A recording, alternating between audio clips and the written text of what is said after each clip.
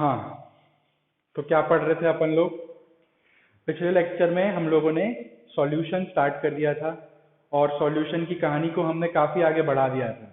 Last 2 या 3 lectures में I think अपन ने काफ़ी कुछ सॉल्यूशन के पार्ट्स कवर किए हैं। ठीक है, क्या होते हैं सॉल्यूशन? क्लियर है सॉल्यूशन क्या होते हैं? डेफिनेशन तो सबको क्लियर हो गई, सॉल्यूशन के पार्ट भी क्लियर हो गए सबको, सॉल्यूट और सॉल्वेंट क्या होता है। और इसके बाद हमने टाइप्स ऑफ सॉल्यूशन के बारे में भी डिस्कशन लास्ट लेक्चर में कर लिया था कि on the basis of phase of solute and solvent, solute की फेज क्या है, सॉल्वेंट की फेज क्या है, उसके बेसिस पर सॉल्यूशन के अलग अलग टाइप्स हमने डिस्कस किए थे। याद है? 3 मेजर टाइप थे, सॉलिड सॉल्यूशन, लिक्विड सॉल्यूशन और गैसियस सॉल्यूशन। और फिर उनके अंदर में भी फर्दर 3 सब टाइप्स थे, क्योंकि सॉल्यूट की फेज भी अलग अलग हो सकती है। ठीक है, तो ऐसे बहुत सारे कॉम्बिनेशन अपन ने डिस्कस किए थे, याद हो तो अगर, solid in solid, solid in liquid, liquid in gas, gas in gas, बहुत सारे थे। ठीक है, तो उसके लिए लास्ट लेक्चर देख लेना, हेडिंग डाल के यूट्यूब में types of solution is matter around us pure chapter में।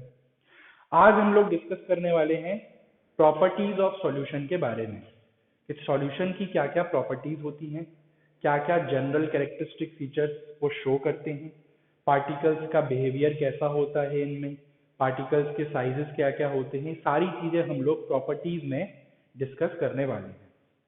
तो इम्पॉर्टेंट है, चीज़ तो बताने की ज़रूरत नहीं है, जो भी चीज़ पढ़ाई जा रही है ऑलमोस्ट एवरीथिंग इज इम्पॉर्टेंट। ठीक है, तो ये बहुत इंपॉर्टेंट है, प्रॉपर्टीज इज वेरी इंपॉर्टेंट। यहाँ पे जो जो चीज़ अपन आज पढ़ेंगे उस सारी चीज़ों को पढ़ के जाना है, कुछ भी चीज़ छोड़ना आप अफोर्ड नहीं कर सकते। ठीक है, तो स्टार्ट करें, शुरुआत करें। 6 to 7 प्रॉपर्टीज होंगी टोटल, जो भी काउंट होगा देख लेंगे अपन। शुरुआत करते हैं नंबर 1 प्रॉपर्टी ऑफ सॉल्यूशन से। पहली प्रॉपर्टी में आप लिख सकते हो कि सॉल्यूशन किस टाइप का मिक्सचर होता है। ये चीज तो स्टार्टिंग से पढ़ रहे हैं अपन। सॉल्यूशन किस टाइप का मिक्सचर होता है? होमोजीनियस मिक्सचर, है ना? तो पहली प्रॉपर्टी आप क्या लिख सकते हो? A solution is a homogeneous mixture.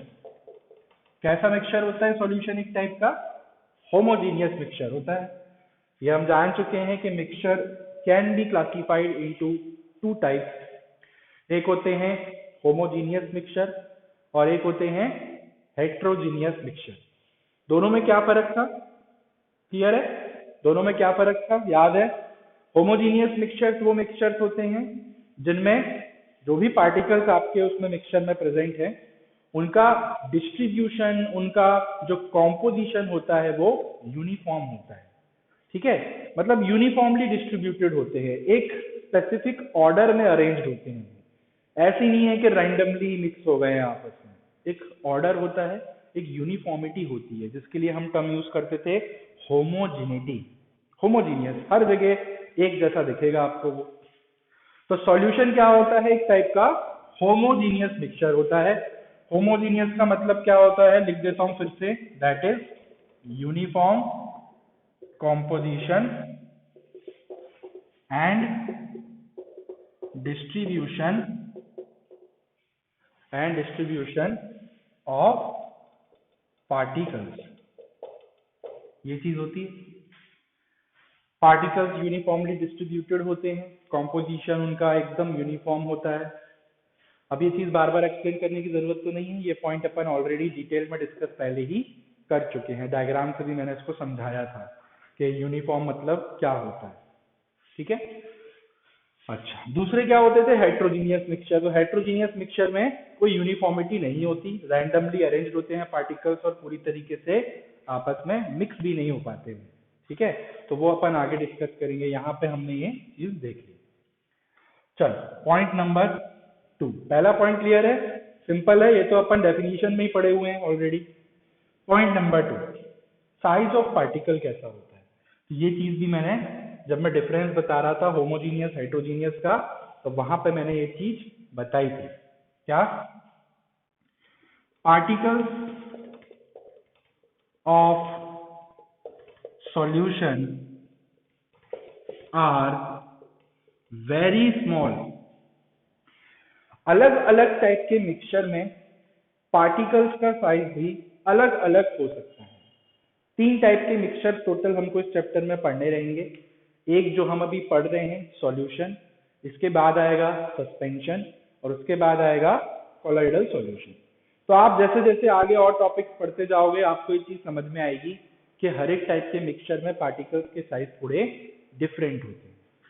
और ये चीज मैंने डिफरेंस में भी बताई थी होमोजीनियस और हेट्रोजीनियस जब मैं पढ़ा रहा था कि होमोजीनियस मिक्सचर्स के पार्टिकल्स मोस्टली छोटे ही होते हैं, बहुत छोटे होते हैं पार्टिकल्स, इतने छोटे होते हैं कि इनको आप देख ही नहीं सकते, चाहे आप माइक्रोस्कोप से देख लो या नॉर्मल आंखों से देख लो, you can not see this particles. इसी कारण से हमको ये मिक्सचर कैसा दिखता है, यूनिफॉर्म दिखता है, होमोजीनियस। पानी में शक्कर मिला दो तो शक्कर कहीं नजर ही नहीं आती, पूरी तरीके से घुल जाती है उसमें, क्योंकि पार्टिकल्स बहुत छोटे हो जाते हैं शुगर के, इतने छोटे हो जाते हैं कि वो पानी के ही पार्टिकल्स के बीच के स्पेस में जाके छुप जाते हैं। तो पार्टिकल्स ऑफ सॉल्यूशन क्या होते हैं, वेरी स्मॉल। अब कितने स्मॉल होते हैं, कुछ इसका कोई मेजरमेंट होना चाहिए, कोई वैल्यू तो होनी चाहिए, आसानी होती है ना वैल्यूज से। तो particles of solution are very small, that is, book में लिखा हुआ है, दैट इज अप्रोक्सीमेटली, एकदम एग्जैक्ट नहीं है, अप्रोक्सीमेटली लेस देन 1 नैनोमीटर। कितने छोटे होते हैं, 1 नैनोमीटर से भी कम। एनएम क्या होता है, NM is a unit of, वो जो अपना क्या बोलते हैं साइज जो होती है उसकी यूनिट होती है। Nanometre, metre actually diameter. Particles जो होते हैं, पार्टिकल्स का शेप हम अज्यूम करके चलते हैं, कैसे होते हैं पार्टिकल्स, स्फेरिकल शेप के होते हैं, ठीक है, ऐसा हम अज्यूम करके चलते हैं कि particles are spherical in shape. अभी तक जितनी भी जगह मैंने पार्टिकल्स ड्रॉ किए देखा होगा गोल गोल तरीके से ड्रॉ किए थे मैंने। कोई भी गोल चीज होती है तो उसका साइज हम कैसे मेजर करते हैं, डायमीटर लेके, जान रहे हो ना। जैसे ये आपका कोई स्फीयर है तो इस पॉइंट से लेके ये जो टोटल लेंथ होती है इसको हम क्या बोलते हैं, दिस इज कॉल्ड डायमीटर। जान रहे होगे, ये तो मैथ्स में पढ़े होगे। इसका जो आधा होता है उसको हम बोलते हैं रेडियस, ये चीज तो पता होगी। तो कोई भी चीज जब गोल होती है, स्फेरिकल होती है, तो उसका साइज हम डायमीटर से मेजर करते हैं। तो ये जो 1 नैनोमीटर लिखा है ये एक्चुअली में क्या है, पार्टिकल्स का डायमीटर है। लिखना चाहो तो लिख सकते हो, ये क्या है, डायमीटर है। तो कोई आपसे पूछे कि सॉल्यूशन के पार्टिकल्स कितने स्मॉल होते हैं, तो आप बोलोगे 1 नैनोमीटर से भी कम। 1 नैनोमीटर अपने आप में ही बहुत छोटी यूनिट है, और उससे भी कम, इतने छोटे। और अप्रॉक्स वर्ड जरूर लगाना है, अप्रॉक्स इसलिए बोलते हैं हम, अप्रोक्सीमेटली मतलब आसपास, क्योंकि साइज इतना छोटा है तो हम अंदाजन ही बता रहे हैं ये वैल्यू। हमने थोड़ी ना स्केल लेकर के वहां पर जाके मेजर करोगे, नैनोमीटर को आप स्केल से मेजर भी नहीं कर सकते, तो आप थोड़ी ना स्केल लेके मेजर कर रहे हो, अरे 1 नैनोमीटर से कम है, पॉसिबल ही नहीं है। तो ये थ्योरेटिकल है, अप्रोक्सीमेटली 1 नैनोमीटर इन डायमीटर। अच्छा, नैनोमीटर मीटर की एक छोटी यूनिट होती है, बहुत छोटी यूनिट। मीटर से छोटा क्या होता है, सेंटीमीटर, और नीचे जाओ मिलीमीटर, माइक्रोमीटर, बहुत सारी यूनिट्स होती हैं छोटी छोटी। तो it is a very small unit. अगर ये चीज ध्यान देनी हो तो इसका कन्वर्जन भी याद कर लो यहीं पे। देखो 1 नैनोमीटर जो होता है ये मीटर्स में होता है लगभग 10 to the power minus 9 metre के बराबर, ठीक है। 1 नैनोमीटर इज इक्वल टू कितना होता है, 10 to the power minus 9 metre. अब 10 to the power minus 9 metre, देखो माइनस में लिखी है वैल्यू, मतलब बहुत छोटी हुई ना। 10 टू द पावर माइनस 9 का मतलब क्या होता है, इसका मतलब 0 के बाद 9 डेसिमल्स, 1 2 3 4 5 6, 1 2 3 4 5 6 7 8, और ये डेसिमल के बाद 1 2 3 4 5 6 7 8 9, 9 वैल्यूज हैं देखो। तो इतना छोटा है, देखो इतनी वैल्यू, मीटर कितनी छोटी वैल्यू हुई, 0.00000001 मीटर, इतना छोटा साइज होता है इसका। तो इसलिए हम मीटर की जगह नैनोमीटर यूज करते हैं, लिखने में आसानी होती है, नहीं तो इतनी बड़ी वैल्यूज लिखते रहोगे बार बार थक जाओगे, याद भी नहीं होगा, ठीक है। तो ये आपका हो गया पॉइंट नंबर 2, पार्टिकल का साइज इज वेरी स्मॉल, बहुत छोटा होता है पार्टिकल का साइज, 1 नैनोमीटर से भी कम। अब सोचो पार्टिकल इतने छोटे हैं अगर, तो क्या इनको हम देख सकते हैं, चांस ही नहीं है। तो तीसरा पॉइंट लिख सकते हो यहाँ पे, हालांकि इसी में ऐड कर सकते थे हम, पर अलग से लिख देते हैं, they can not be seen bye naked eye और माइक्रोस्कोप से भी नहीं देख सकते आप। इतने छोटे पार्टिकल्स हैं कि नॉर्मल आंखों से तो देख ही नहीं सकते, माइक्रोस्कोप से भी भूल जाओ, चांस ही नहीं। तो फिर ये साइज कैसे पता किया? एक्सपेरिमेंटली होता है, हाइपोथेटिकल चीजें होती हैं। साइंस में जितनी चीजें आप पढ़ रहे हो इनमें से काफी चीजें सिर्फ एक सोच से ही निकली हैं किसी पर्सन की। बहुत सारी चीजें ऐसी हैं जो सिर्फ ऑब्जर्वेशन हैं, ठीक है, मान लिया ये चीज ऐसी हो सकती है तो हम उसको पढ़ रहे हैं, ठीक है। जरूरी नहीं ना हर चीज आप जिसको समझ रहे हो आप देख भी सकते हो, ऐसा पॉसिबल नहीं है। तो हम अज्यूम कर लेते हैं, जैसे यूनिवर्स है, यूनिवर्स में कितने स्टार्स हैं, सन का टेम्परेचर कितना है, ये सब हम अज्यूम करते हैं ना। थोड़ी ना आप जाके उसमें थर्मामीटर लगा के देख रहे हो कि सूरज में से कितनी गर्मी निकल रही, जल ही जाओगे, पास ही नहीं जा पाओगे। तो बहुत सारी हाइपोथेटिकल चीजें होती हैं। नंबर 4, ये 3 पॉइंट क्लियर हो गए पहले। चौथा पॉइंट बहुत इंपॉर्टेंट है क्योंकि, ठीक है, 4th पॉइंट से थोड़े इंपॉर्टेंट पॉइंट्स आने वाले हैं। तो 3 पॉइंट पहले अगर क्लियर हो गए हो तो बताओ, चौथा पॉइंट मैं अलग से डिस्कस करता हूं ऊपर में। लिख लिए? चलो ये 3 पॉइंट मिटा दूं, नहीं चलो यहाँ पर जगह है यहीं पे लिख देता हूँ, अलग से जगह क्यों वेस्ट करना। 4th पॉइंट पहले लिख देता हूं, फिर उसका मीनिंग समझते हैं, ठीक है। देखो, because of very small size of particles, क्या बोला मैंने? Because of very small size of particles, particle का साइज बहुत छोटा है, because of very small size of particles they do not scatter the beam of light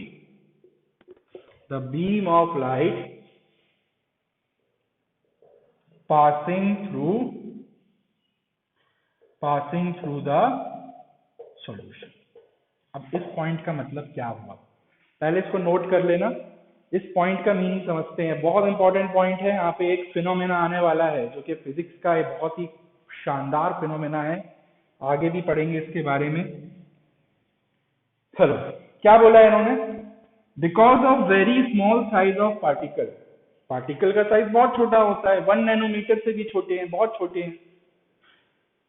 they do not scatter the beam of light passing through the solution. मतलब ये है sentence का कि particle का साइज इतना छोटा होता है, इतना छोटा होता है कि अगर आप उनके ऊपर लाइट डालो तो लाइट उनके सरफेस से रिफ्लेक्ट नहीं होगी, मतलब स्कैटर नहीं होगी।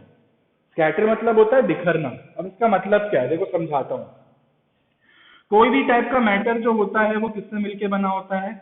पार्टिकल से, ठीक है। ये तो चीज जान रहे हो, पहले चैप्टर में क्लियर कट पढ़ चुके हैं। कोई भी टाइप का मैटर किससे मिलके बना होता है? Made up of particles. और पार्टिकल्स के साइज भी अलग अलग होते हैं, उनका मास भी अलग अलग होता है। किसी सब्सटेंस के में पार्टिकल का साइज कम होगा, किसी का बड़ा होगा, किसी का मास छोटा, किसी का मास ज्यादा, ये सब चीजें होती हैं। तो ये है आपके पार्टिकल्स। मान लो कोई एक टाइप का मैंने मिक्सचर ले लिया, मान लो सॉल्यूशन ले लिया, हम उसी की बात कर रहे हैं। और मान लो यहां से आपने इसके ऊपर क्या डाली? लाइट डाली। ये लाइट की रेज है, ठीक है, दीज आर लाइट रेज। या आपने कोई लाइट डाली, यहां से टॉर्च से रोशनी डाली आपने। तो लाइट के अंदर एक पावर होती है, एक क्षमता होती है। लाइट की एक खास प्रॉपर्टी है जो फिजिक्स में भी पढ़ोगे कि लाइट जब भी किसी सरफेस से या किसी ऑब्जेक्ट से टकराती है तो उस ऑब्जेक्ट से टकराने के बाद वो लाइट वहां से बाउंस हो सकती है, रिफ्लेक्ट हो सकती है, टकरा के बिखर सकती है। तो जरूरी नहीं है कि हर बार लाइट जाके टकरा के फैले, but most of the time अगर किसी ऑब्जेक्ट से जब लाइट टकराती है तो टकराने के बाद क्या होती है? वो लाइट बिखर जाती है इधर उधर। जैसे कि देखो, ये पार्टिकल गया, ये रह गई मान लो, और ये मान लो इससे टकराई, टकरा के ये देखो इधर चली गई। जैसे ये रे आपकी जाई गई गई गई, और हो सकता है इससे टकराई और ये इधर चली गई, है ना। ये इससे टकराया, ये इधर चला गया, ठीक है, इस तरीके से। तो कहने का मतलब ये है कि जो लाइट होती है, लाइट कैन स्कैटर। लाइट के अंदर एक प्रॉपर्टी होती है स्कैटरिंग की। जब भी ये किसी पार्टिकल से टकराती है तो टकराने के बाद ये स्कैटर हो जाती है। स्कैटर का मतलब बिखरना। टकरा के इधर उधर बिखर जाना। तो इस प्रॉपर्टी की खासियत क्या होती है, इससे क्या पता चलता है हमको? इससे हमको ये पता चलता है कि पार्टिकल का साइज कितना बड़ा हो सकता है। ये पार्टिकल छोटे हैं कि एक्चुअली में साइज में ये बड़े हैं। क्योंकि देखो, लाइट को अगर किसी पार्टिकल से टकराना है तो उसके लिए पार्टिकल का साइज कम से कम सफिशिएंट साइज होना चाहिए उसका, इतना तो साइज बड़ा होना चाहिए कि लाइट उससे इंटरेक्ट कर सके। तो पार्टिकल का साइज सॉल्यूशन के केस में क्या होता है, देखो बहुत ही छोटा होता है। कितना होता है? 1 नैनोमीटर से भी कम। इतने छोटे पार्टिकल हैं, इतने छोटे पार्टिकल हैं, तो इस कारण से लाइट जब इन पार्टिकल से टकराती है तो वो स्कैटर नहीं होती। ये चीज इस पॉइंट में ये लोग क्लियर करना चाह रहे हैं। समझ में आ रहा है? देखो फिर से बता रहा हूं। नॉर्मली जब आप लाइट किसी भी पार्टिकल्स के ऊपर फेंक के मारते हो या टॉर्च के थ्रू जब भी आप किसी लाइट को किसी भी पार्टिकल के ऊपर फोकस करते हो तो लाइट जो है वो उन पार्टिकल से टकरा के स्कैटर होने की कोशिश करती है, इधर उधर टकरा के फैलने की कोशिश करती है। बट चूंकि सॉल्यूशन में पार्टिकल का साइज बहुत ही ज्यादा छोटा है, एकदम अल्ट्रा स्मॉल, 1 नैनोमीटर, इतना छोटा साइज है, इससे भी कम, तो ऐसे केस में जो लाइट है वो पार्टिकल से टकरा के बिखरने की बजाय आर पार चली जाती है, सीधे सीधे आर पार चली जाती है। मतलब सॉल्यूशन में ये फिनोमेना हमको देखने को नहीं मिलता। समझ में आ रही है बात? ये जो मैंने स्कैटरिंग का ये जो फिनोमेना बताया, इसका नाम भी है, this phenomena is called Tyndall effect. क्या होता है Tyndall effect? Tyndall effect is known as scattering of light by particles. अगर कोई लाइट पार्टिकल से टकरा के स्कैटर हो रही है, इधर उधर फैल जा रही है, तो इस फिनोमेना को हम बोलते हैं टिंडल इफेक्ट। तो ये लोग ये बोल रहे हैं इस पॉइंट में कि टिंडल इफेक्ट हमको सॉल्यूशन में देखने को नहीं मिलता, ये बोलना चाह रहे हैं यहाँ पे। ठीक है, सॉल्यूशन में आप टिंडल इफेक्ट नहीं देख सकते। क्यों? Reason because the size of particle is very small. अगर आपको टिंडल इफेक्ट ऑब्जर्व करना है तो उसके लिए पार्टिकल का साइज थोड़ा बड़ा होना जरूरी है। इतने छोटे पार्टिकल हैं, कहां से लाइट को रिफ्लेक्ट करेंगे? लाइट आर पार चली जाएगी यहाँ पे। तो ये चीज ध्यान रखनी है कि ये जो स्कैटरिंग का जो फिनोमेना होता है, लाइट की स्कैटरिंग का जो फिनोमेना होता है, इसको हम टिंडल इफेक्ट बोलते हैं, जो कि हमको सॉल्यूशन के केस में देखने को नहीं मिलता। कहाँ देखने को मिलेगा? आगे पढ़ेंगे हम। टिंडल इफेक्ट हमको सस्पेंशन में देखने को मिलता है, कोलॉइडल सॉल्यूशन में देखने को मिलता है। क्यों? क्योंकि वहां पे पार्टिकल साइज थोड़ा सॉल्यूशन से बड़ा होता है, तो वहां पे लाइट आराम से स्कैटर कर जाती है, टकरा के बिखर जाती है। क्लियर हुआ? समझ में आया? तो they do not scatter the beam of light passing through the solution. अच्छा, इस चीज को देखने का भी तरीका है। यहां तो मैंने डायग्राम से समझाने की कोशिश करी है कि स्कैटरिंग का मतलब क्या होता है, और इसको आप देख करके कैसे बता सकते हो? जैसे आपको ये देख करके बताना हो कि इसमें टिंडल इफेक्ट हो रहा है, इसमें टिंडल इफेक्ट नहीं हो रहा है, देख करके कैसे बताओगे? या आपने कैसे कंक्लूड कर लिया कि सॉल्यूशंस में टिंडल इफेक्ट नहीं होता, कोलॉइडल सॉल्यूशन में होता है, जबकि पार्टिकल तो बहुत छोटे होते हैं। आप थोड़ी ना देख पा रहे होगे लाइट टकरा रही है कि नहीं टकरा रही है। तो इसको ऑब्जर्व करने का तरीका क्या है? इसको ऑब्जर्व करने के लिए एक छोटा सा एक्सपेरिमेंट कर सकते हो आप। क्या है एक्सपेरिमेंट? देखो बताता हूँ, बहुत छोटा सा एक्सपेरिमेंट है। इससे हम ये पता कर सकते हैं कि टिंडल इफेक्ट वो पर्टिकुलर मिक्सचर शो कर रहा है कि नहीं कर रहा है। देखो आप क्या करो, एक इस तरह से कंटेनर ले लो। ये मैंने कंटेनर ले लिया, ठीक है, और इस कंटेनर के अंदर मैंने ले लिया कोई भी सॉल्यूशन। सॉल्यूशन में देख रहे हैं हम प्रॉपर्टी, तो मैं यहाँ पे कोई भी सॉल्यूशन ले लेता हूँ। जैसे कि मैं ले लेता हूँ यहाँ पे शुगर का सॉल्यूशन, ठीक है, शुगर का वाटर में सॉल्यूशन ले लिया मैंने, ठीक है, ये रहा आपका शुगर सॉल्यूशन। कंपैरिजन के लिए यहाँ पे मैं एक और दूसरे टाइप का मिक्सचर ले लेता हूँ। क्यों एक और मिक्सचर क्यों ले रहा हूं मैं यहाँ पे? क्योंकि सॉल्यूशन में टिंडल इफेक्ट देखने को नहीं मिलता, सॉल्यूशंस में टिंडल इफेक्ट देखने को नहीं मिलता, कोई स्कैटरिंग नहीं होती लाइट की, है ना, तो हमको कुछ नजर ही नहीं आएगा यहाँ पे। तो कंपैरिजन के लिए एक ऐसा मिक्सचर भी लेना जरूरी है जिसमें टिंडल इफेक्ट एक्चुअली में देखने को मिलता हो, तब तो कंपेयर करोगे कि हाँ इसमें टिंडल इफेक्ट हो रहा है, इसमें टिंडल इफेक्ट नहीं हो रहा है, इसमें स्कैटरिंग हो रही है, इसमें नहीं हो रही है। तो कंपैरिजन के लिए मैंने यहाँ पे एक दूसरे टाइप का मिक्सचर ले लिया। ये तो है होमोजीनियस मिक्सचर, शुगर सॉल्यूशन क्या है, एक टाइप का होमोजीनियस मिक्सचर सॉल्यूशन है ये। और यहाँ पे मान लो मैं ले लेता हूँ, यहाँ पे मैं ले लेता हूँ मिल्क। मिल्क आप आगे पढ़ोगे, मिल्क एक्चुअली में एक कोलॉइडल सॉल्यूशन होता है। क्या होता है मिल्क? Colloidal solution. और कोलॉइडल सॉल्यूशन हम बता चुका हूं मैं, एक टाइप के हेट्रोजीनियस मिक्सचर होते हैं। इनके पार्टिकल का साइज बड़ा होता है, इनके पार्टिकल का साइज छोटा होता है। तो मैं यहाँ पे पार्टिकल्स अभी ड्रॉ नहीं कर रहा हूँ, ये चीज तो अंडरस्टूड है। अब यहां से आप ले लो कोई एक टॉर्च, ठीक है। मैं यहाँ पे एक टॉर्च ले लेता हूँ इस तरीके से, ये मैंने टॉर्च ले ली और टॉर्च को ऑन करके मैंने यहाँ से एक लाइट इसके ऊपर फोकस करी। ये ग्लास, ये मान लो आपका जो कंटेनर है वो किसका बना है? ग्लास का बना है। प्लास्टिक का या लोहे का कंटेनर मत ले लेना, नहीं तो लाइट यहीं से टकरा के चली जाएगी, ठीक है। हमको अंदर में देखना है कि ये लाइट जब आप इस पर फोकस करते हो तो अंदर में जो पार्टिकल्स हैं वो इस लाइट को स्कैटर करेंगे कि नहीं करेंगे। तो ये चीज देखने के लिए कंटेनर कैसा होना चाहिए? ट्रांसपेरेंट होना चाहिए ना, लाइट आर पार जा सके। तो ये आपने लाइट की बीम डाली, ये आ गई लाइट की बीम, ऐसे ड्रॉ कर देता हूं, ये रही, ठीक है। ये आपने टॉर्च की लाइट डाली, this is your beam of light. तो होता क्या है देखो, ये जो बीम ऑफ लाइट जब सॉल्यूशन में से होके जाती है, जब ये beam of light sugar solution में से होके जाएगी तो आपको ये अपीयर नहीं होगी। मतलब आपको जो अंदर में शुगर सॉल्यूशन आप देख रहे हो, आपको लगेगा ही नहीं कि इसके अंदर में से लाइट निकल के कहीं जा रही है। आप बीम ऑफ लाइट को ऑब्जर्व नहीं कर सकते। जबकि यही लाइट जब इसमें से आगे निकलेगी तो यहाँ पे देखो, ये आपको इसका पाथ फिर से नजर आने लग जाएगा। अभी समझाऊंगा मतलब क्या होता है, ठीक है। थोड़ा सा आड़ा टेढ़ा हो गया डायग्राम, समझ जाना। यहाँ पे आपको लाइट फिर से दिखने लगेगी क्योंकि कंटेनर के बाहर आ गई है। और फिर यही लाइट जब आपके मिल्क में से निकल के जाएगी तो यहाँ पे आपको फिर से इस लाइट का पाथ दिखाई देने लग जाएगा। इस तरीके से कुछ आपको अपीयरेंस नजर आएगी जब आप इसको टॉर्च को डालोगे। अब देखो क्या हो रहा है यहाँ पे, ध्यान से समझना। जब आप लाइट को किसी सॉल्यूशन के ऊपर डाल रहे हो तो जो बीम है लाइट की, उसका जो पाथ है, टॉर्च जलाते हो तो देखा होगा लाइट ऐसे जाती हुई दिखती है, उसमें से निकलती हुई दिखती है। तो ये बीम ऑफ लाइट ना आप जब सॉल्यूशन में से डालोगे तो आपको अपीयर नहीं होगी, कोई आपको ऑब्जर्वेशन देखने को नहीं मिलेगी।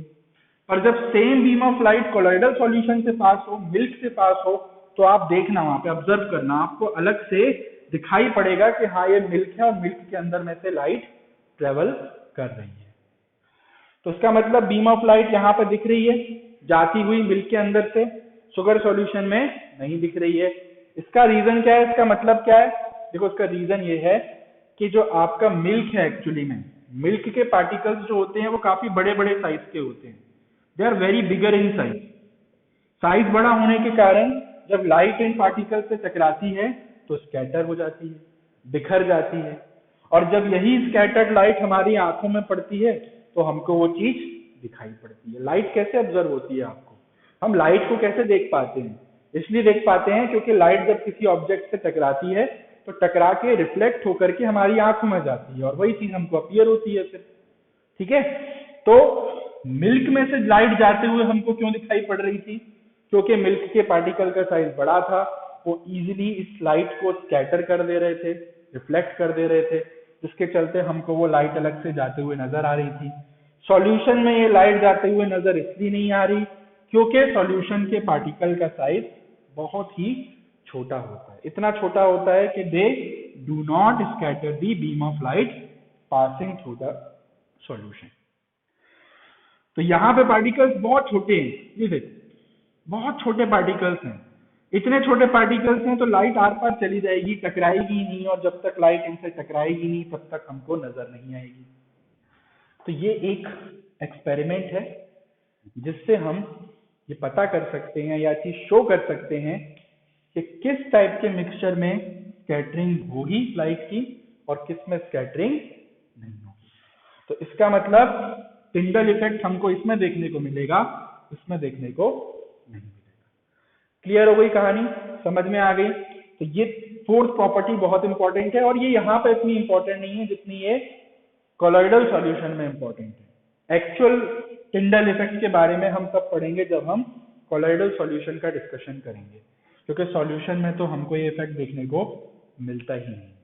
पर समझाना जरूरी था कि क्या होता है स्कैटरिंग, कैसे पता करते हैं स्कैटरिंग हो रही है कि नहीं हो रही है, इसलिए मेरे को कंपैरिजन के लिए सामने कोलॉइडल सॉल्यूशन का भी डायग्राम बनाना पड़ा। तो आप ऐसे देख सकते हो। तो आप टॉर्च लाइट की जगह लेजर पॉइंटर भी यूज कर सकते हो। लेजर होता है ना, लेजर पॉइंट होता है आपका, लेजर मारोगे यहाँ से तो वो लेजर आपको मिल्क में से जाती हुई दिखेगी अंदर से, पर यहाँ पे वो लेजर की बीम आपको अपीयर नहीं होगी, क्योंकि लेजर लाइट जब इसमें से निकल रही है तो टकरा रही है पार्टिकल से, स्कैटर हो रही है। यहाँ पे स्कैटरिंग नहीं हो रही है क्योंकि पार्टिकल साइज 1 नैनोमीटर से भी कम है। तो this phenomena is called Tyndall effect, जो कि सॉल्यूशंस में हमको देखने को नहीं मिलता। क्लियर हो गया? टिंडल इफेक्ट क्लियर है? चलो ये 4 पॉइंट नोट कर लो, तो मिटा दूं, 2-1 पॉइंट ही बचे हैं बस। This point is very important. ठीक है, चलो तो 4 पॉइंट हमने डिस्कस कर लिए प्रॉपर्टीज में। क्या क्या 4 पॉइंट डिस्कस किए? कि होता है एक टाइप का होमोजीनियस मिक्सचर, पार्टिकल साइज बहुत ही छोटा होता है, 1 नैनोमीटर से भी कम, देन अपीयर नहीं होते, नेकेड आई से भी नहीं देख सकते, माइक्रोस्कोप से भी नहीं देख सकते इनको, और सिंस साइज बहुत छोटा है तो लाइट फेंक के मारोगे तो लाइट टकराएगी, स्कैटर नहीं होगी। लाइट जब स्कैटर होती है टकरा के तो वो हमको अपीयर होती है, दिखाई पड़ती है, उसका पाथ हमको अपीयर होता है, ऑब्जर्व होता है, उसको हम टिंडल इफेक्ट बोलते हैं, जो कि हमको यहाँ देखने को नहीं मिलता। कितने प्रॉपर्टीज हो गई? 4 हो गई ना। प्रॉपर्टी नंबर 5, फिफ्थ प्रॉपर्टी आपकी क्या होती है यहाँ पे देख लेते हैं, आ जाओ। फिफ्थ प्रॉपर्टी क्या है देखो, solute particles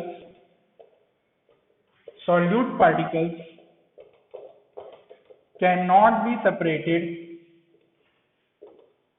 from solution by filtration। अब इसका क्या मतलब है? देखो क्या बोल रहे हैं कि जो सॉल्यूट के पार्टिकल्स हैं उनको आप सॉल्यूशन में से अलग नहीं कर सकते। You can not separate solute particles from the solution bye filtration. Filtration मतलब क्या होता है? फिल्ट्रेशन मतलब हिंदी में बोला जाए तो छानना।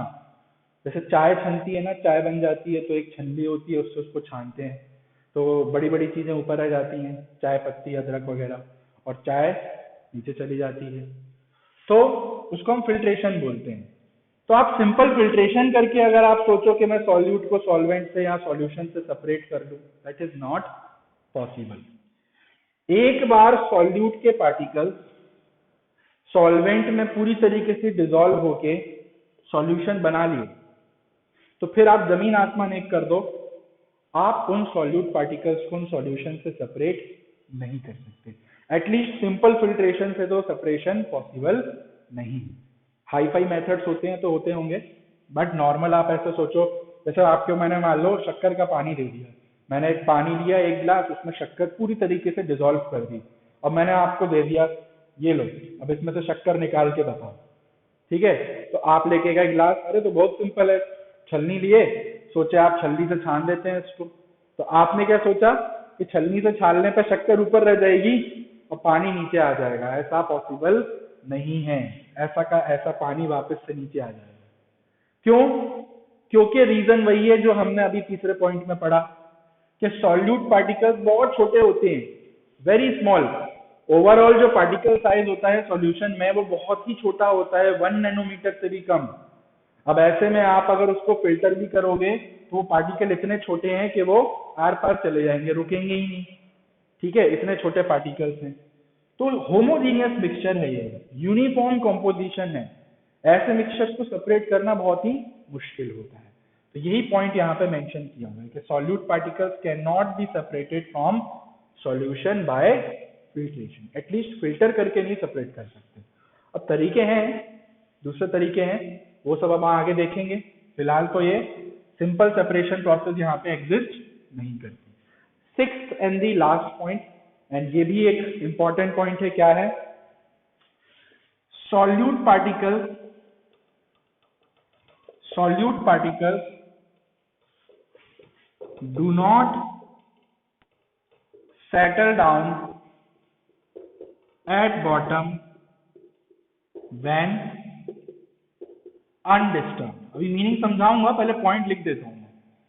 Solute particles do not settle down at bottom when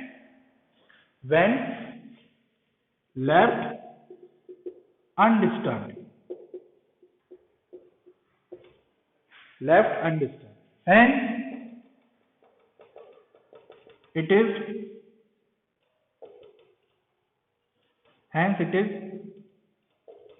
considered a stable solution. अभी समझते हैं पॉइंट का मीनिंग, पहले लिख दे रहा हूं मैं पॉइंट ताकि क्लियर हो.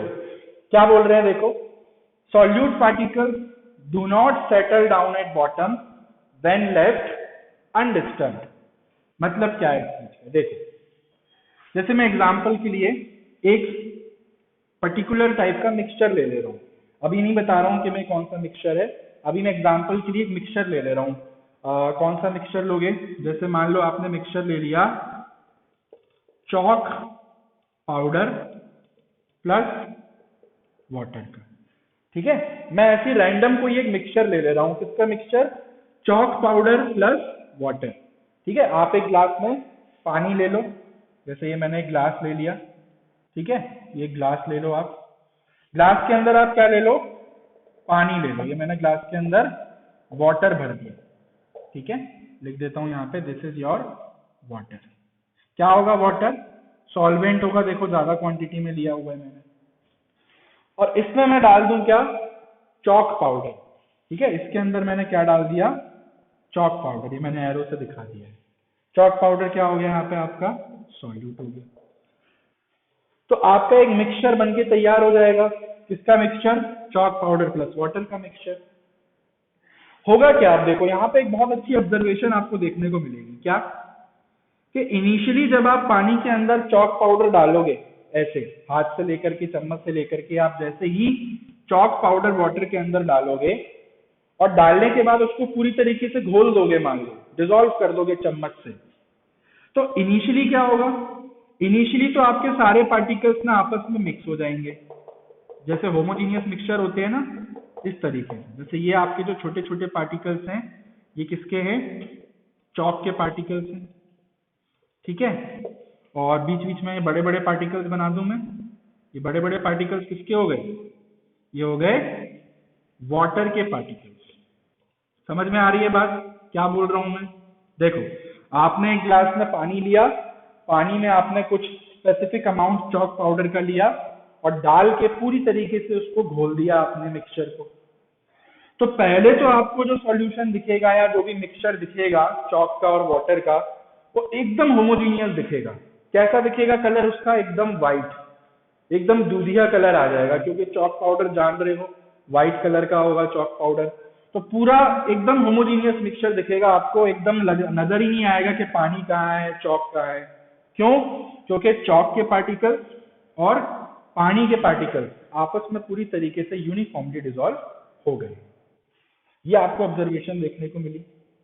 बट थोड़ी देर के लिए अगर मान लो अब आप इस मिक्सचर को एक जगह टेबल पर रख दो. ठीक है, आपने क्या किया, इस मिक्सचर को उठा करके थोड़ी देर के लिए ऐसे ही एक जगह पे कहीं पे रख दिया. क्या कर दिया आपने, इट इज लेफ्ट अनडिस्टर्ब्ड. ठीक है, आपने क्या किया, इस मिक्सचर को थोड़ी देर के लिए ऐसे ही अनडिस्टर्ब्ड, मतलब छेड़ना नहीं, ऐसा नहीं बार बार उसको शेक कर रहे हैं, हिला रहे हैं, ऐसा का ऐसा ही मिक्सचर आपने थोड़ी देर के लिए ऐसे ही कहीं पर भी टेबल पे या कुर्सी पे रख दिया. तो कुछ समय बाद क्या देखने को मिलेगा पता है, आफ्टर सम टाइम आपको एक बहुत ही यूनिक ऑब्जर्वेशन देखने को मिलेगी. क्या कि जो चॉक के पार्टिकल्स होंगे, वो चॉक के पार्टिकल्स धीरे धीरे तैर करके कहाँ आ जाएंगे, बॉटम में इकट्ठे हो जाएंगे. देखो इसकी अपीयरेंस कुछ ऐसी हो जाएगी. अब ये रहा ग्लास, ठीक है, ये रहा इसके अंदर पानी. ठीक है, तो पानी तो आपका वैसे का वैसे ही रहेगा, उसी लेवल पे रहेगा. चॉक के जो पार्टिकल्स हैं, दिख रहे हैं चॉक के पार्टिकल्स, ये पहले पूरे सॉल्यूशन में थे, पूरे मिक्सचर में डिस्ट्रीब्यूटेड थे. अब ये आपके देखो यहाँ पे इकट्ठे हो जाएंगे, ये देखो ये कहा गए सारे के सारे चॉक पार्टिकल बॉटम में आ गए। ठीक है, ये मैं लिख देता हूं, ये क्या है, चॉक पार्टिकल्स हैं। तो क्या हो गए हैं chalk particle, they settled down at bottom. ये चीज आपको देखने को मिली। क्या ऑब्जर्वेशन देखने को मिली, समझ में आया कि पहले जब आपने पानी में चॉक पाउडर डाला और जब उसको आपने मिक्स कर दिया तो पहले तो वो चॉक के पार्टिकल पूरी तरीके से डिसॉल्व हो गए पानी में, आपको एकदम व्हाइट कलर का, मिल्की व्हाइट कलर का सॉल्यूशन दिखा। पर जब आपने इसको कुछ समय के लिए छोड़ दिया ऐसे अनडिस्टर्ब, छेड़ा नहीं आपने, ऐसा का ऐसा रख दिया कुछ देर के लिए, तो कुछ देर बाद जब आप घूम करके आओगे और देखने आओगे तो पता चलेगा कि पानी तो इतना रह गया ट्रांसपेरेंट, बाकी जितने भी चॉक के पार्टिकल्स थे, जो भी चॉक का पाउडर आपने इसके अंदर डाला था, वो चॉक का पाउडर कहाँ पे आ गया, बॉटम में आके सेटल डाउन हो गया।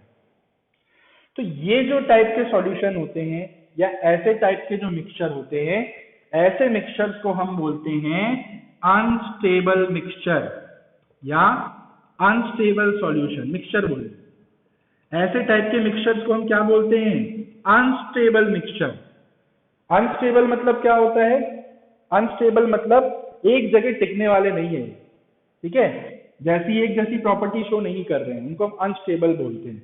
जैसे कि आपको एक जगह बैठने के लिए बोला कि भैया यहाँ पर बैठ के 1 घंटे के लिए पढ़ाई करो, कहीं नहीं जाना है, ना मोबाइल देखना है, ना टीवी देखना है, ना बाहर जाना है।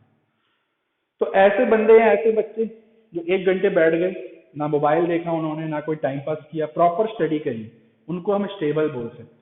स्टेबल मतलब जिनको जैसा करने को बोला गया वैसा काम उन्होंने किया, जैसा एक्सपेक्ट हम कर रहे थे बिहेवियर, वैसा उन्होंने एक्सपेक्टेशन शो करी। अनस्टेबल किनको बोलते हैं हम, अनस्टेबल उनको, अब जैसे जो थोड़ी देर बैठे 15-20 मिनट और फिर चले गए घूमने, मतलब जो कुछ समय तक तो एकदम मिक्सचर की तरह बिहेव करे। देखो यहाँ पे क्या हो रहा है आपका, इनिशियली जब आपने चॉक पाउडर डाला वाटर के अंदर तो शुरुआत में तो ये एक टिपिकल सॉल्यूशन की तरह बिहेव किया, प्रॉपर जो सॉल्यूशन होता है आपका उस तरह से शुरुआत में तो इसका बिहेवियर अच्छा था। बट जब आपने उसको थोड़ी देर के लिए छोड़ दिया और आप चले गए तो बिहेवियर चेंज हो गया इसका। जो सॉल्यूट पार्टिकल अभी पूरी तरीके से यूनिफॉर्मली डिस्ट्रीब्यूटेड हो गए थे, अब वो बॉटम में आके सेटल डाउन हो गए। इसका मतलब जिसको हम एक्चुअल में ट्रू सॉल्यूशन समझ रहे थे, जिसको हम एक्चुअली में होमोजीनियस मिक्सचर समझ रहे थे, वो निकला क्या, हेट्रोजीनियस मिक्सचर। हेट्रोजीनियस मिक्सचर ही तो होते हैं ऐसे जिनमें पार्टिकल पूरी तरीके से यूनिफॉर्मली मिक्स नहीं होते। तो एक्चुअली में ये जो हम एग्जांपल पढ़ रहे हैं ना यहाँ पे, सस्पेंशन का एग्जांपल है। ऐसी चीजें हमको सस्पेंशन में देखने को मिलती हैं कि इनिशियली तो आपको लगेगा कि होमोजीनियस है मिक्सचर, बट बाद में आप देखोगे अरे तो हेट्रोजीनियस निकला। तो ऐसे टाइप के मिक्सचर्स को हम अनस्टेबल बोलते हैं कि तो गड़बड़ मामला है भाई, ये तो जैसा हम चाह रहे थे, एक्सपेक्ट कर रहे थे, वैसा बिहेवियर शो ही नहीं कर रहे हैं, तो पलट गया इनका नेचर एकदम से। पहले तो होमोजीनियस बने, फिर धोखा देके हेट्रोजीनियस बन गए। तो ऐसे टाइप के मिक्सचर्स को हम अनस्टेबल बोलते हैं। तो भैया अनस्टेबल है, इसका तो कोई भरोसा ही नहीं है, ठीक है। तो ऐसे मिक्सचर जिनमें पार्टिकल्स कुछ समय बाद बॉटम में आके सेटल डाउन हो जाएं, ठीक है, उनको हम अनस्टेबल बोलते हैं। अच्छे नहीं होते वो मिक्सचर, ऐसा हम मान के चलते हैं। तो यहाँ पे आप देखो पॉइंट क्या लिखा है, the solute particles do not settle down at bottom when left undisturb. अगर मैं यहाँ पे चॉक पाउडर और वाटर की जगह शुगर का सॉल्यूशन ले लूं, शक्कर का पानी के साथ अगर मैं सॉल्यूशन ले लूं, तो उसमें आपको ये प्रॉपर्टी देखने को नहीं मिलेगी। सॉल्यूशन के केस में पार्टिकल्स बॉटम में आकर के सेटल डाउन नहीं होते, जैसे पहले थे वैसे ही रहेंगे। पानी में अगर आप शक्कर घोल दो और उसको कुछ समय के लिए रख दो, तो 1 घंटे बाद, 1 साल बाद, 1 महीने बाद भी देखोगे तो वो वैसा ही अपीयर होगा। ऐसा नहीं है कि शक्कर नीचे में आके जमा हो गई एक जगह, ठीक है। तो ये चीज सॉल्यूशन में देखने को नहीं मिलती। पार्टिकल्स हमेशा तैरते रहेंगे, they do not settle down at bottom. और ऐसे टाइप के मिक्सचर्स को हम क्या बोल सकते हैं, स्टेबल मिक्सचर बोल सकते हैं, है ना। ये तो अच्छी चीज हुई ना, ये तो स्टेबिलिटी हुई इसमें, जैसा बोला हमने वैसा काम किया उसने, जैसा हम एक्सपेक्ट कर रहे हैं प्रॉपर्टीज, 1 महीने बाद, 1 साल बाद भी प्रॉपर्टीज वैसी की वैसी हैं। तो इसलिए हम इनको स्टेबल मिक्सचर कंसीडर करते हैं।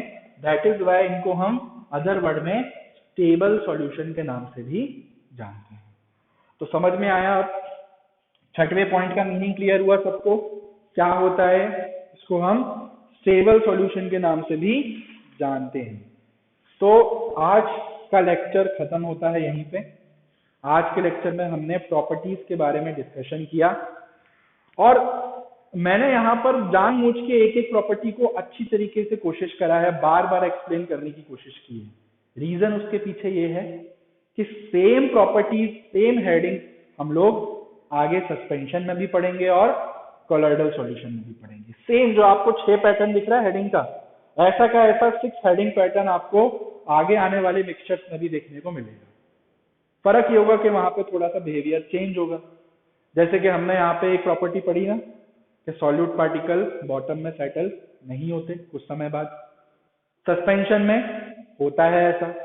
सस्पेंशन में जब हम ये प्रॉपर्टी पढ़ेंगे तो वहां पे हम क्या बोलेंगे कि particles settle down at bottom when left undisturbed. जब आप उनको छोड़ दोगे कुछ समय के लिए तो वो बॉटम में सेटल हो जाते हैं, तो उनको हम अनस्टेबल मानते हैं। ये जो एग्जाम्पल यहाँ पे दिया है एक्चुअली में सस्पेंशन का ही एग्जाम्पल है। ठीक है, तो ऐसी चीज यहाँ पे देखने को नहीं मिलती। क्लियर है? तो 6 पॉइंट क्लियर हो गए। क्या क्या है? पहला पॉइंट क्या था? होमोजीनियस मिक्सचर होता है सॉल्यूशन एक टाइप का, मतलब यूनिफॉर्म कंपोजिशन होगा पार्टिकल का। दूसरा, पार्टिकल्स का साइज बहुत ही छोटा होता है, 1 नैनोमीटर से भी कम। नैनोमीटर कितना होता है? 10⁻⁻9 मीटर के बराबर। तीसरा पॉइंट क्या देखा हमने कि आपके जो पार्टिकल्स होते हैं वो नेकेड आई से भी नहीं देख सकते आप और माइक्रोस्कोप से भी नहीं देख सकते। चौथा पॉइंट बहुत इंपॉर्टेंट था कि जो सॉल्यूशन के पार्टिकल्स होते हैं वो कभी भी लाइट को स्कैटर नहीं करते। अगर आप इनके ऊपर लाइट मारोगे या लाइट रेज अगर आप इनके ऊपर डालोगे तो वो लाइट रेज आर पार चली जाएंगी, पार्टिकल से टकरा के स्कैटर नहीं होंगी। क्यों? Because particle size is very very small. इस इफेक्ट को हम टिंडल इफेक्ट बोलते हैं। The phenomena of scattering of light, जब किसी पार्टिकल से लाइट टकरा के रिफ्लेक्ट होती है, स्कैटर होती है, तो उसको हम टिंडल इफेक्ट बोलते हैं। तो ये टिंडल इफेक्ट हमको सॉल्यूशंस में देखने को नहीं मिलता। ठीक है, किस में देखने को मिलता है? सस्पेंशन में, कोलॉइडल सॉल्यूशन में, क्योंकि वहां पे पार्टिकल साइज बड़े होते हैं। और इसको हम देख कैसे सकते हैं? एक्सपेरिमेंट से। आपको बोल दिया, मान लो बताओ किसमें टिंडल इफेक्ट आ रहा है, किसमें नहीं आ रहा है। तो इसके लिए आप 2 कंटेनर ले लो, एक में आप सॉल्यूशन ले लो, एक में आप कोई दूसरे टाइप का मिक्सचर ले लो, हेट्रोजीनियस मिक्सचर ले लो आप। तो जिसमें आपको बीम ऑफ लाइट दिखाई देगी जाती हुई, वहां पर लाइट की स्कैटरिंग हो रही होगी, तभी आपको बीम ऑब्जर्व हो रही होगी, तो उसको आप हेट्रोजीनियस मिक्सचर बोल दोगे। और जिस मिक्सचर में आपको लाइट की बीम जाती हुई नहीं दिखाई दे रही, मतलब वहां पे कोई स्कैटरिंग नहीं हो रही लाइट की, लाइट आर पार चली जा रही है, तो उसको आप बोल दोगे कि ये तो भैया सॉल्यूशन है। ठीक है, तो यहाँ पे टिंडल इफेक्ट नहीं होता। 5वां पॉइंट लिखा ही हुआ है, सॉल्यूट पार्टिकल इजीली सेपरेट नहीं कर सकते सॉल्यूशन से, और सॉल्यूट पार्टिकल बॉटम में सेटल नहीं होते अगर कुछ समय तक इनको छोड़ दो। ठीक है, तो ऐसे मिक्सचर को हम स्टेबल कंसीडर करते हैं, स्टेबल नहीं। अच्छा, सस्पेंशन में हम ये पढ़ेंगे वैसे पार्टिकल नीचे क्यों आ जाते हैं थोड़ी देर बाद, क्योंकि सस्पेंशन में पार्टिकल साइज काफी बड़ा होता है। अब पार्टिकल का साइज जितना ज्यादा, पार्टिकल का वजन जितना ज्यादा, ग्रेविटी उसको उतना नीचे पुल करेगी, तो ग्रेविटी के इफेक्ट में नीचे आ जाते हैं। ठीक है, जितने भारी चीज होगी ग्रेविटी उतना ताकत से पुल करेगी, तो नीचे आ जाते हैं इसलिए। जबकि यहाँ पार्टिकल बहुत छोटे होते हैं तो कुछ ऐसा इफेक्ट देखने को नहीं मिलता। क्लियर हो गया? तो properties of colloidal solution, properties of solution हमने डिस्कस कर ली आज के लेक्चर में, और 6 की 6 प्रॉपर्टीज सुपर इंपॉर्टेंट है। अब आगे आने वाले लेक्चर में हम लोग इस टॉपिक को और आगे बढ़ाएंगे। अभी सॉल्यूशन के अंदर 1-2 चीजें डिस्कस करना और रह गया है, छोटी छोटी हेडिंग है, उसको भी खत्म करेंगे, फिर अपन जंप करेंगे सस्पेंशन के ऊपर। ठीक है, चलो आज के लिए इतना ही। इसको नोट डाउन कर लेना और बुक से पढ़ते रहना, एनसीईआरटी से रीड करते रहना।